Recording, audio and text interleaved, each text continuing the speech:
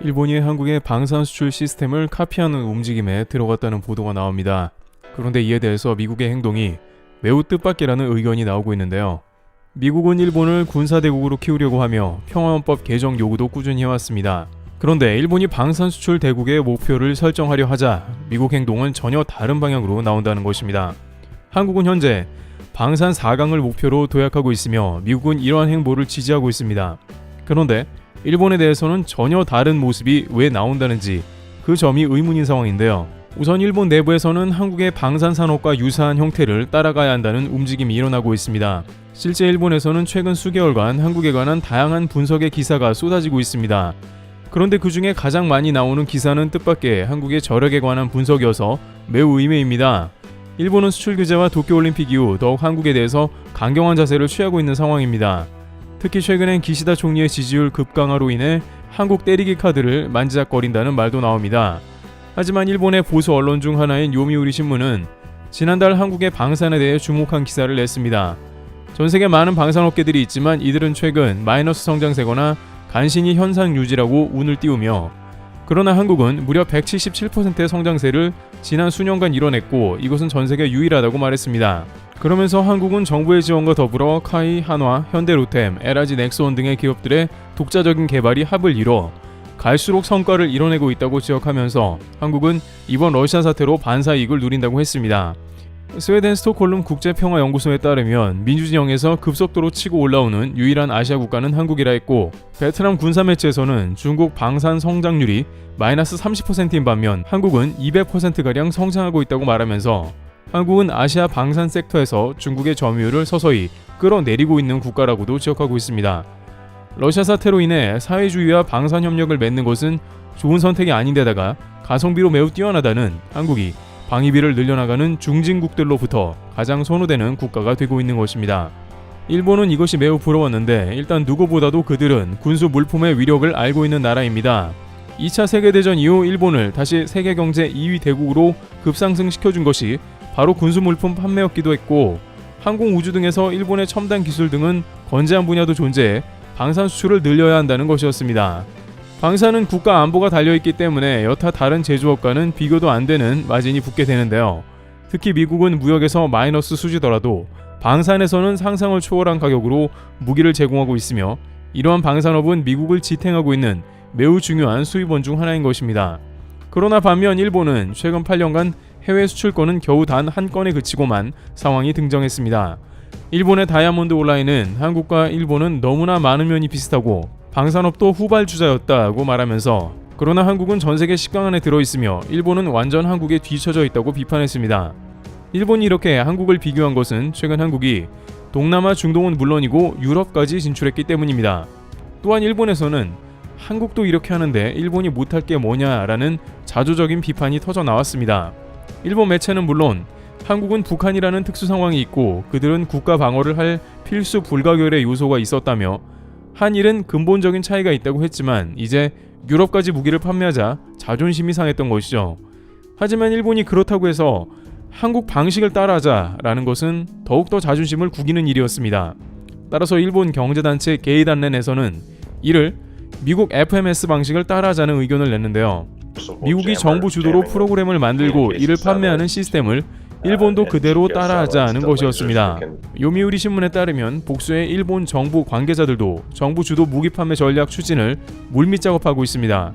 그들은 미국이 정부 간 교섭으로 무기를 수출하고 훈련 프로그램 등을 패키지로 제공해 미국 군수 산업을 키웠다면서 일본도 역시 미국의 방식을 채용해야 한다고 운을 띄운 것입니다. 이들은 일본의 무기 수출이 사실상 매우 어려운 것이 민간 주도이기 때문인 이유도 있다고 하면서 일본 정부가 적극 관여하고 민관이 합동으로 수출을 추진하는 체제 구축을 진행해야 한다고 전했습니다. 또한 이렇게 하는 것은 우량한 일본 방산업체들이 많아져 일본 수출 경제에 큰 도움이 된다는 것입니다. 현재 일본 경제는 수출도 침체기가 오래되어 무역 적자가 지속되고 있는 상황으로 여러 가지 어려운 국면입니다. 또한 일본 정부는 군수품 납품을 자위대로만 한정했기에 관련 산업이 급속하게 쇠퇴하는 원인이 되었는데 국내 밀리터리 애호가 사이에서도 일본 전차의 바퀴가 빠지고 군수물품이 엉망인 자료들이 돌아다녔고 실제 2003년 이후에 약 100개가 넘는 기업이 일본 방위 분야에서 철수하는 모습을 보였던 것입니다.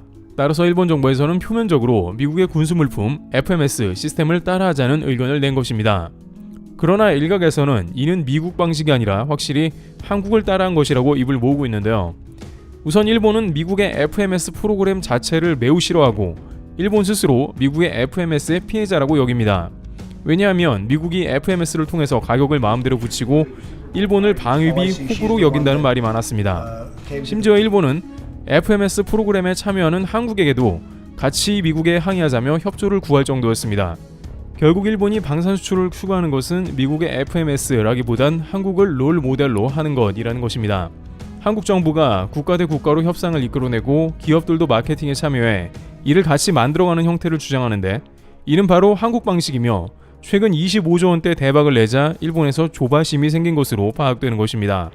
경제계에서는 일본은 끝까지 자기 방식을 고집하는 면이 강한데 방산업계에서는 답이 없다고 생각한 모양이라며 한국을 따라하는 것은 매우 이례적이라고 할 정도로 일본이 군수품 수출을 강렬히 원한다는 것입니다. 그런데 최근 미국 반응이 심상치가 않은데요. 군수품 성장은 미국과도 관련이 깊기 때문입니다. 미국의 허가 및 긍정적인 제스처가 따라와야 일본도 더욱 군수품 수출에 드라이브를 걸 수 있는 것입니다. 그러나 최근 미국은 일본에 대해서 매우 뜻밖의 반응을 보이면서 일본 정부를 속이 타들어가게 했습니다. 미국 방산업체의 로키드 마틴이 일본의 차세대 전투기 개발에서 핵심 기술 이전에 미온적인 것으로 지금까지 막대한 자금을 투입했지만 결국에는 제대로 일이 진행된 것이 없다는 점이었습니다. 일본 국방성에 따르면 미국은 일본에 기술 이전을 해줄 생각이 아예 없어 보인다고 말했습니다. 물론 이것은 일본만 그러는 게 아니라 한국도 마찬가지로 미국으로부터 얻어온 기술은 별로 없습니다. 오히려 러시아로부터 얻은 미사일 기술이나 다양한 방산업체의 소득이 있었다고 할 수 있지만 미국은 이에 대해 매우 인색했는데 미국은 절대 핵심 가치를 내주지 않았던 것입니다. 일본은 결국 미국과의 협력을 끊어버리고 차세대 전투기는 영국과 개발하기로 한 모습인 것입니다. 어쩌면 미국에 대한 도발일 수도 있는데 일본 입장도 이해가 안 되는 건 아닌 상황인 것입니다. 그 사이 한국의 차세대 전투기 보람의 KF-21이 등장하는 등 주변국의 발전이 두드러졌으며 천문학적으로 돈을 쏟아부는 FMS에 참여한 결과가 결국에는 미국의 돈을 더욱 더 내야 하기 때문입니다. 전투기 도입과 개발 후에 정비나 각종 비용은 전투기 비용보다 더 비싸고 부르는 게 값인 것이죠. 그런데 여기서 일본 일부 채널에서는 과연 미국이 일본 군수품 수출 활성화를 용인할지 의문을 품습니다. 일본 우익들은 미국은 일본의 군사대국을 원한다며 미국이 밀어줄 것이 확실하다고 하고 있습니다만 실제 이것이 일본 군수품 수출 대국을 바라는 것은 아니라는 우려가 나오며 그런 증거도 있다는 겁니다. 일단 미국이 일본을 군사력이 강해지길 바라는 것은 미국 방산품을 구매해 군사 대국이 되어서 아시아 방어선을 형성하고 미국을 지켜내라는 것이고 미국 국익에 해를 끼쳐서는 안 된다는 것입니다. 그러한 의미이지 일본이 군수물자를 생산해서 군수품 생산 대국이 되라는 의미가 아닌 것입니다. 실제 미 방위산업 전문지인 디펜스 뉴스는 이러한 미일 군수품에 대한 기사를 수차례 낸 바 있는데요. 디펜스 뉴스에 따르면 이제는 일본 정부가 군수산업을 키워 해외 진출을 모색한다고 말하면서 일본은 자위대만을 대상으로 하는 게 아니라 전 세계를 상대로 무기를 팔기 원한다는 것입니다. 2014년 세계를 대상으로 한 군수물품 판매 금지를 해제했고 최근엔 더욱 그 기세가 대단하다는 것이죠. 또한 주변국 대한민국의 급부상은 정체된 일본 경제를 살릴 하나의 실마리로 방산이 떠오르고 있다는 겁니다. 그러나 미 매체는 미국 정부가 일본이 지역방위 분담을 늘리기는 원하지만 무기 수출에는 오히려 우려한다며 고도의 첨단 기술과 경제력을 갖춘 일본이 방산 시장에 나온다면 미국 파일을 가져갈 수 있다고 본 것입니다. 특히 미국은 일본의 반도체를 몰아낸 적이 있고 수차례 미국 경제를 위협하는 원인으로 지목했는데 미국은 가장 막강한 방산업계에서 일본의 방산 수출 성장을 오히려 우려하고 있다는 것이었습니다. 또한 이는 한국으로도 충분하며 한국은 북한이나 중국, 러시아 국경 인접 등 여러가지 직접적인 이유가 있으나 일본은 미국의 중장거리 미사일이나 전투기 도입 등을 소비해주며 방어하면 충분하지 않겠냐는 것입니다. 관계자들은 미국은 한국 방산도 눈여겨보고 있을 가능성이 커서 한국도 주의해야 하는 상황이라며 하물며 일본은 한국처럼 방산을 노리고 시장을 진입하기는 미국의 경계로 더 어려울 걸로 전망합니다. 이와 같이 일본은 한국의 방산 수출을 보며 자신들도 막대한 수출고를 올리고자 다양한 방법을 고안 중입니다. 그러나 이를 보는 미국은 일본의 방산 부상은 미국의 국익을 해칠 수 있다 보기에 쉽지 않을 걸로 관측됩니다. 트래블TV였습니다. 감사합니다.